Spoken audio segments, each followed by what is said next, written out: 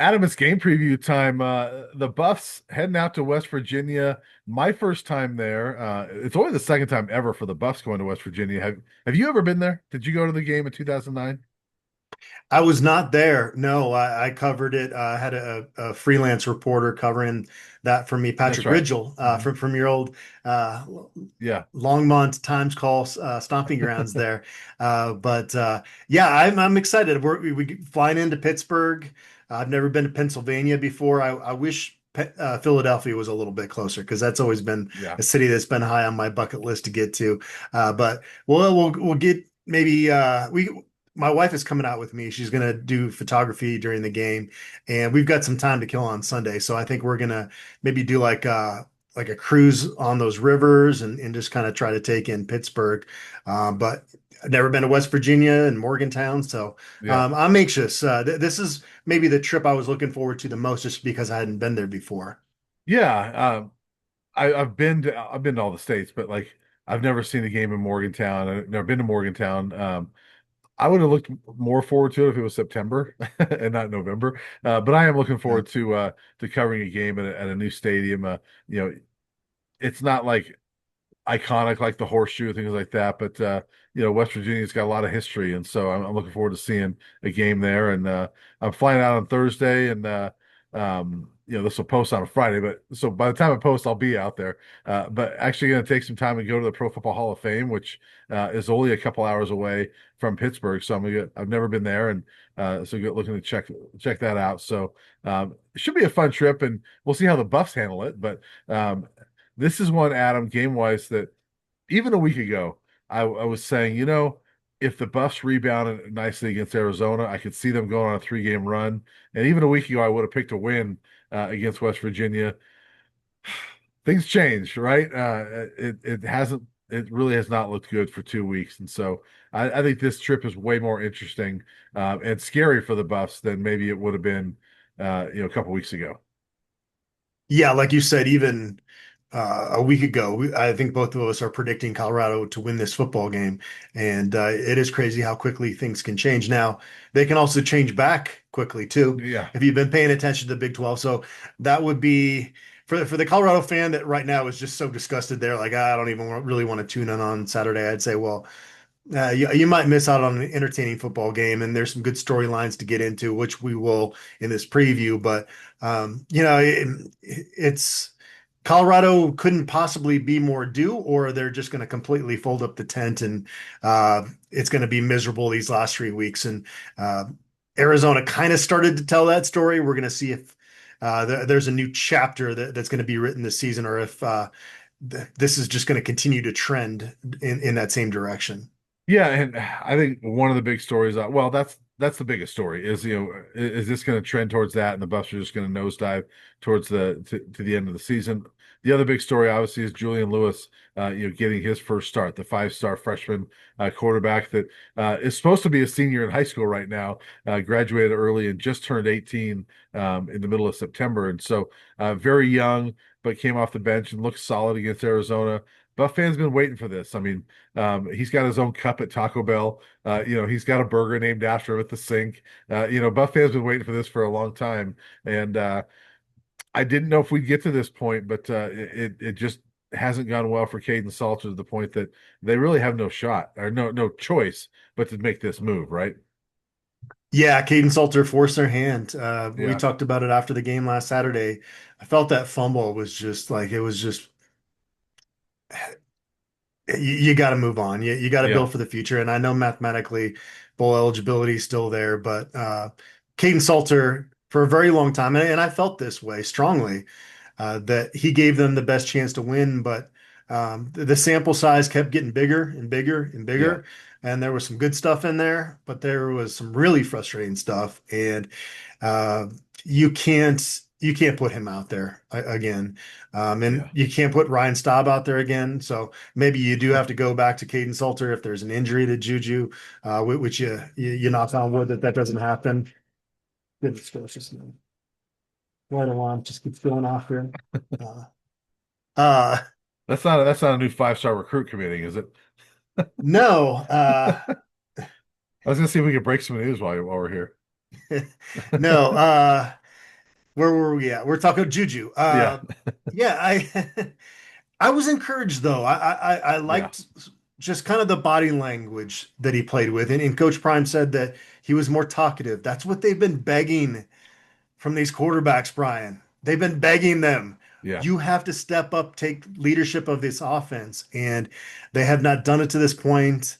Um, Maybe this is the beginning of that. We'll see. Julian Lewis is maybe not the most rah-rah guy, but he's going to have to figure it out in that sense, or they're not going to hitch the future of this program to his wagon. Like that, it's yeah, pretty clear that Coach Prime requires leadership out of that position. yeah, and no pun intended here, although okay, maybe it is. But maybe it was perfect timing that Shador was was here this last weekend to maybe be there when Julian Lewis makes this transition and maybe help him through it. Maybe give him some advice in person right there. Who knows if maybe Shador helped him out a little bit as he's going to move on to this transition. And so they obviously got to know each other during the recruiting process. And I don't know how close they were, but that hasn't been talked about. I just thought of it. I'm like, I wonder if that's maybe good timing for Julian that Shador was here this weekend and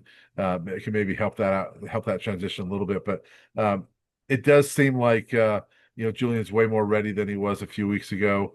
Coach Prime, when asked about why you make the move, he's had a two-word answer both times. Like it's common sense, and um, he's basically saying, look, you can't keep putting Caden Salter out there, and it's time to move on and see what we got in the future. And this would be a heck of a story if you move on to Julian Lewis and he wins these next three games. They get to a bowl game, right? Yeah. Well, what happens if you go 1-1 the next 2 weeks? And Julian started both those weeks. You're probably not going to start him in game 12, right?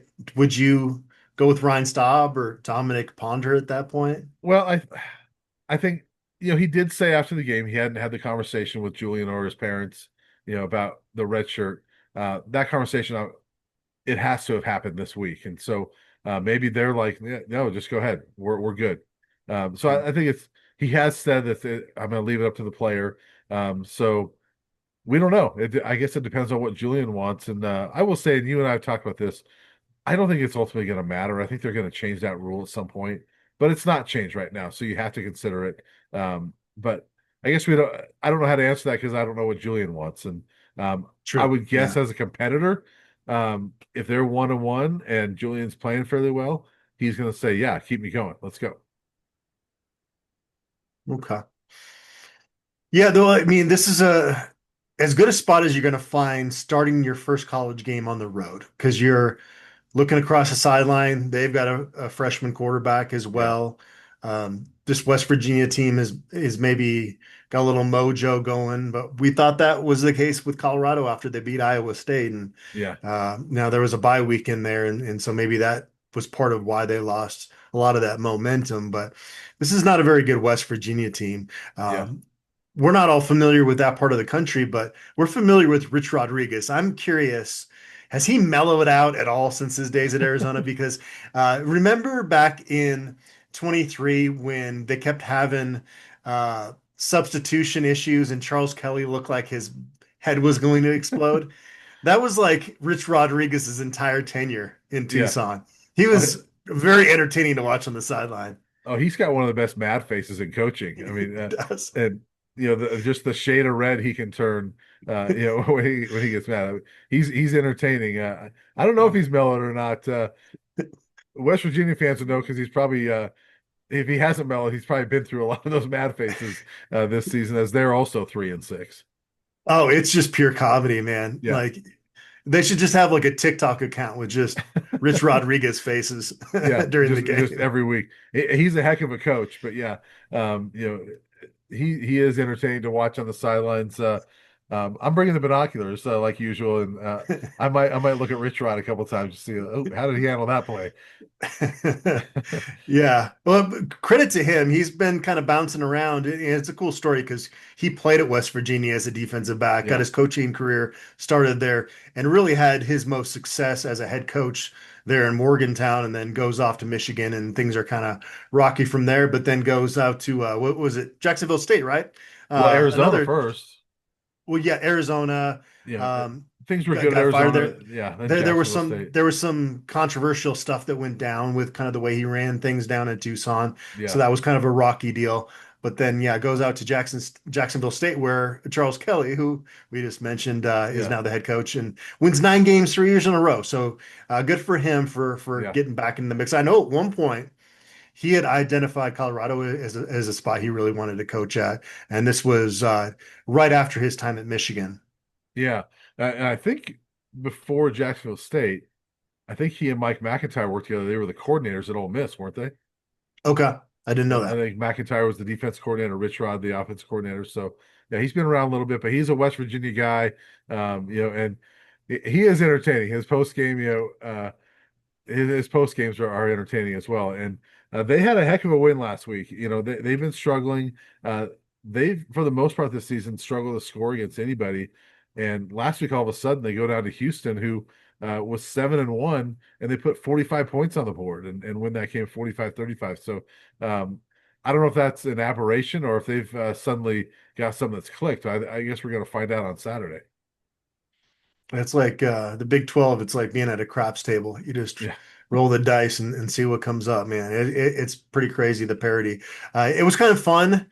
At this point, though, it's just a little bit too much. A little bit Yeah. too much madness Right. in the conference for my tastes. Well, it makes it almost impossible to predict these games because I Yeah. mean, if you're just looking at the Colorado side of it, you'd say, yeah, there's no way they're going to win out West Virginia.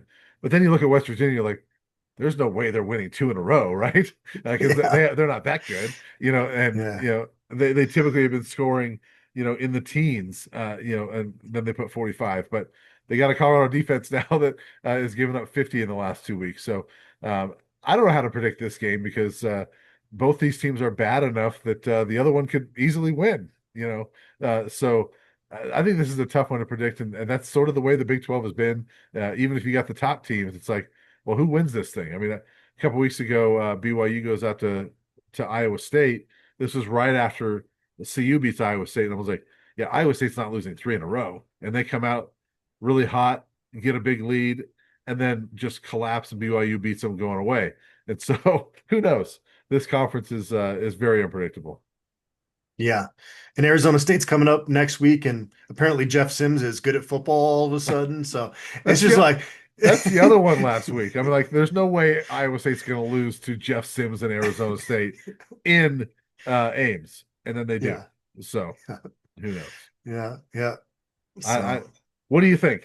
So let's get into predictions because we just said it's impossible to predict, but we're going to predict it. What do you think that happens this weekend in Morgantown? Well, yeah, Colorado's got to show me something before I'm going to pick them to win a football game again. Yeah, A week ago, would have expected myself to pick Colorado to win this football game. Can't do that now. Um, a big reason is even though they have a freshman quarterback, Scotty Fox Jr., he can make plays with his legs, and it's not going to be the Khalil Tate getting outside, running by guys and getting to the edges and to the sideline. It's going to be 6'2", 215 kind of at you. Maybe not quite as physical as Barrett Bachmeyer, but yeah, a guy that it's going to be able to pick up, first downs. And he scored three of his first collegiate touchdowns. Seven collegiate touchdowns have been rushing touchdowns. So yeah. that worries me because Colorado just has not been able to stop quarterbacks that are able to use their legs or just the running game in general.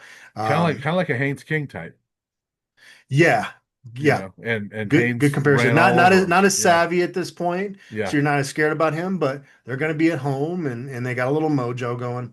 Mhm. But I still think this is going to be a close football game. I think that it would be easy to pick Colorado to get blown out again just because of what happened the last 2 weeks. But West Virginia is not as good, definitely not as good as Utah. Not as good as Arizona either. So I'm going to go West Virginia 31, Colorado 27. All right. all year I've had this marked as a win in pencil. I've gotten out the eraser this week Yeah. and erased that W. Uh, it's hard for me to predict Colorado being close even in this one. I mean, I really thought last week that okay, Utah, that's a bad matchup. It was just a snowball of things. Uh, I really believe this team was going to bounce back last week and come out with a lot of fight and beat Arizona, and at the worst give them a game and to be a game in the fourth quarter. The fact they didn't do that makes it really hard for me to think they're going to go all the way out to Morgantown, where the forecast is a little rainy. I don't know if it'll be rainy during the game, but the conditions are not set up to where it looks like it's going to be ideal, conditions for the Buffs. And so it's hard for me to think they're going to get motivated to be up for this game. But maybe they will. Maybe Coach Prime finds that spark. Maybe Julian Lewis starting provides that spark. I don't know. But I'm going to this, Adam, thinking 35-21 West Virginia. I don't think West Virginia is very good, but they're looking better right now than Colorado is, and they're at home. And so I definitely think the Buffs can win this game. I think it's absolutely in them to win this game, but it's hard for me to pick them to do it. And it'll be, if they win it, the narrative changes again, right? Because then you Yeah. look at it and say, wow, okay, they can beat ASU. But right now the narrative is that this team can't beat anybody, and I don't think they're going to win this week, and we'll see. Yeah, we talked about last week being put up or shut up time. They literally shut them up because we Yeah, can't talk to players and coaches this week. right. This week, it's about have you truly checked out? Yeah, And if they get blown out on the road this week, then those last couple of games after the bye week are going to be brutal. And at that point, you got to fully play for the future. I'm talking Quentin Gibson, Quinn Alex Farrakhan, and yeah, young guys across the board because you got to play for the future at that point. So this is a critical game for the future of Colorado. Definitely not anything critical in terms of big picture wise for college football or the Big 12, but at least with Julian Lewis getting his first start and now Bartoloni calling plays, we've got some storylines to really pay attention to out there in Morgantown on Saturday. yeah. And I think it's a huge game for the program, just in terms of the shine is completely gone at this point. And it looks way too much like 2022. I mean, right now it looks like it did before Coach Prime was hired. Where From just a 2 week standpoint, yes, yeah, though. just that 2 weeks. But like at the moment right now, I mean, the fan base I think is feeling a lot like they did 2 years or 3 years ago at this time. The fans were most of the fans were gone by the time the fourth quarter started. Um, the viewership this last week was the worst it's been. Other than the Pac-12 network games a couple years ago, the viewership was way down. It was by far the worst it's been. Nobody's talking about the Buffs. This is a big one for this program to prove that, like, you know what, those 2 weeks sucked, and but we got some pride and we got some players here, and let's go out and prove that this week. So they could definitely win it. If they do that, I think it's really huge for this program. No Colorado fan wants to hear this right now, but 22 was the end of a Carl Jarrell era, which only the bright spots came during COVID in an empty stadium. Yeah, Deion Sanders led Colorado to 9 wins. They won a Heisman Trophy for the program last year. So um, again, nobody wants to hear that right now. It's not 22. yeah, And he's going to be able to, if Deion Sanders wants to stay in Boulder long term, he's going to be able to keep attracting talent. And we know that he's not afraid to make changes. Everybody wants him to you know, uh, be more vocal about those decisions, including us. I feel like it. I guess I'll only speak for myself. I think that being a little bit more transparent with some of these coaching changes would be good because it's going to leak regardless, and you can set kind of the tone and how that gets out if you do it properly. yeah, But it's not a program that is hopeless as it was yeah. back then, and sometimes you got to remember that. Yeah, it feels like it after 2 weeks like that, but you're right. It's not because these 2 weeks have kind of come out of nowhere. I mean, this was a team Yeah. that was playing some solid football and had a really nice win before this 2 week stretch. So it's definitely there. It's the same team. Coach Prime, I saw him at his coach's show with Mark Johnson. He's like, look, this is the same group. it's the same players. Yeah, there's a couple injuries, but it is the same group of players that, whereas in 2022, you and I covered that. You just went into every game knowing they're going to lose that football game, and how bad was it going to be? And that now they played well enough. They beat Cal, after the coaching change, but you knew every game it was going to be brutal. I don't feel that with this team. It maybe feels like that right now going into this week, but this team's too good to be getting blown out week after week. Yeah, the frustration in 22 is that the program had hit rock bottom and they couldn't get transfers into the program, and there was Yeah, administration, university issues that were much bigger than football in terms of the future of being able to be successful as a football program from the academic side. You've been able to fix that. Now it's a different level of frustration. yeah, It's not frustration at the administration, it's frustration that these guys are just not they don't seem to care. They're not a likable football team, even though the yes, talent is there. And I stick by the fact that this should be the floor for this football team should be 6 wins. I will yeah, say that, and I'm not going to back off that now. They did miss on guys defensively, but uh, the resumes of those guys from where they came from tells me that they didn't come. Some of them, I should make that clear. There are some guys that totally did. Tawfiq Bayard, some others. There's some guys that just did not show up with the right intentions. yeah, yeah. I agree with you. And I look at they were 3-4 before I this think you this muted stretch. yourself there, Brian. Can you hear me? Can't hear you. Is that any better? Nope. Hmm. Well, I don't know. I didn't hit a mute button, so I don't know. I I I guess we'll wish we just had chat to go out to right now, but yeah. I can't ask anybody else. You were speaking just fine, and then it just cut out. Well, maybe the fans can hear me, and I'll just wrap this up, and we'll say, I can see your mouth moving, but I can't hear you. Can you hear me? yeah, Okay. yeah. Well, I'm it just might gonna be on wrap your it end up. then. I'm just gonna wrap it up, and we'll say, see You're you just in gonna tap Morgantown. out? Yeah. Okay. So we'll see you in All right. Morgantown. Just gonna edit it somewhere in there. Yeah. Okay. I'm trying to read lips over there. I can't hear you. Well, All have right. safe travels, man. I think All right. we got enough out there. Yeah.